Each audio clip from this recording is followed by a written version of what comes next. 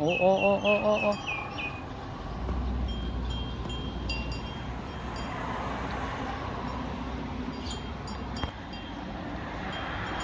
បាទសូមប្រមាណបងប្អូនបាទដែលមានសត្វចិញ្ចឹមបាទសូមមេត្តាខ្វៀលគោខ្លួនឯងផងបាទពីព្រោះថាខែនេះបាទនៅពេលដែលឡានម៉ូតូបើកឆ្វេងច្បាស់ចឹងទៅបើសិនជាករណីមានគ្រោះថ្នាក់វាអាចនឹងប៉ះពាល់ទៅដល់គេទៀតបាទវាមើលឡានធំមែនតើហើយវងគោព្រាតពេញមិនដឹងដែរវាអត់ល្អទេបាទសម្រាប់សម្ដាប់ថ្មប្រជាប្រជាជនរបស់យើងបាទមិនខ្វះនឹងមានការខ្វះខាតការរក្សាទុកដាក់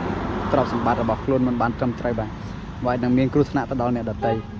ដូច្នេះខ្ញុំសូមសំណូមពរទៅអ្នកដែលមានសត្វទាំងឡាយបាទសូមមេត្តាចងឬក៏ខ្វៀលវាទៅកន្លែងវាលដែលឆ្ងាយពីផ្លូវសាធារណៈបាទវាអត់ល្អទេបាទ